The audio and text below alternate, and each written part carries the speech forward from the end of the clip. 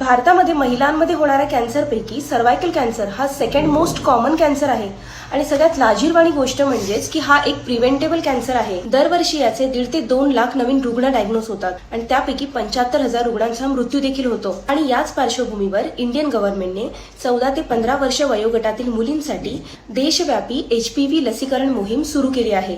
HPV एक group of viruses आहे ज्यामुळे अनेक प्रकारचे कॅन्सर होऊ शकतात। स्त्रियांमध्ये सर्वायकल कॅन्सर यामुळेच होणारा एक सेकंड मोस्ट कॉमन कॅन्सर आहे आणि मेल्समध्ये यामुळे पेनाइल कॅन्सर, ओरल कॅन्सर किंवा अॅनल कॅन्सर देखील होऊ शकतात। एचपीव्ही वॅक्सिन हे 9 वर्ष ते 45 वर्षापर्यंत तुम्ही घेऊ शकता। यामध्ये लेस दॅन 15 इयर 2 डोसेस आणि ग्रेटर दॅन 15 इयर 3 डोसेस असतात। यामध्ये सर्वावॅक, गार्डासिल 4, गार्डासिल 9 असे 3 प्रकारचे वॅक्सिन येतात। याच्यापैकी सर्वावॅक हे इंडियन मेड आहे आणि गार्डासिल 4 आणि गार्डासिल 9 हे फॉरेन मेड आहे।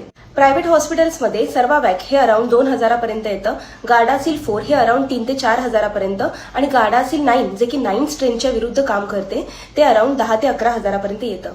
पण सर्वायकल कॅन्सर प्रिव्हेंटेबल असून देखील इंडियामध्ये सर्वायकल कॅन्सर हा एक सेकंड मोस्ट कॉमन कॅन्सर आहे आफ्टर ब्रेस्ट कॅन्सर।